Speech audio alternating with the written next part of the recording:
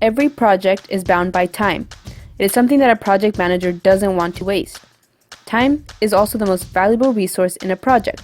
Without proper time management, a project can race toward disaster. Now we will discuss project time management. We're not just talking about the length of the project, we'll discuss the time spent managing the project team and the stakeholders. Cost always plays a vital role in time management. If a project gets off task, schedule overruns can be very expensive. The time management knowledge areas include the processes that make use of the most effective way to monitor a project's progress. This allows a project manager to determine if the project will be completed on time. It also allows the project manager to control the time spent by developing a logical flow of activities to complete the project. Projects don't just happen. They need planning involving the whole project team in developing the plan, not just the project manager. This approach ensures team members' experience to get considered and each person has a commitment to do and ownership of the plan. Next, let's look at what's involved in planning a project with your team. Work breakdown structure is useful to identify and break down the deliverables in a project. A WBS is the foundation of project management. Break down the deliverables to a point where the project manager can easily manage them. Once completed, arrange the sticky notes into groups under the major areas of activity. The purpose of the WBS is to decompose the project deliverables into easily manageable work packages. A logic network shows the sequence of activities in a project across time. It indicates which activities logically precedes or follows another. Create a start sticky note on the left and an end sticky note on the far right. Put them on a whiteboard and arrange the WBS sticky notes in the logical sequence of activities from left to right. Join the notes with an arrow in and out. Some may have more than one arrow.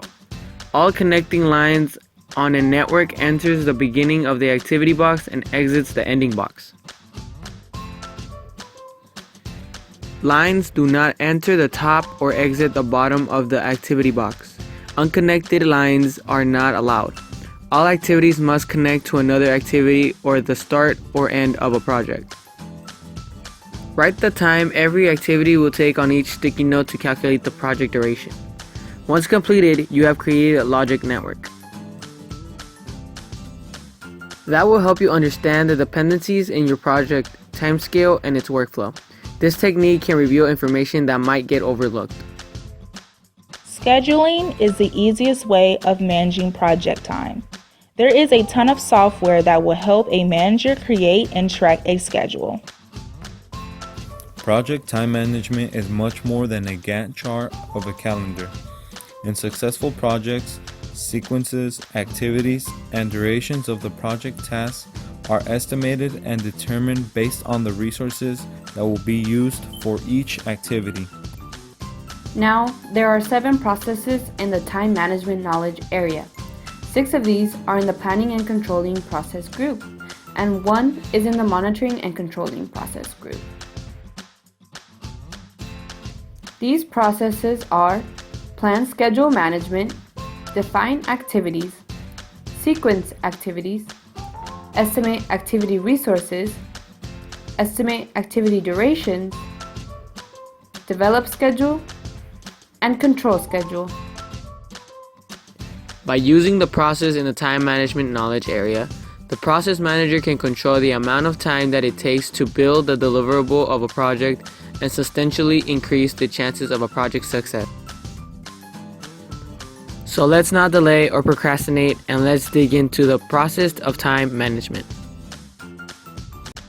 First is plan schedule management, where you'll define the process you use to plan and control your schedule.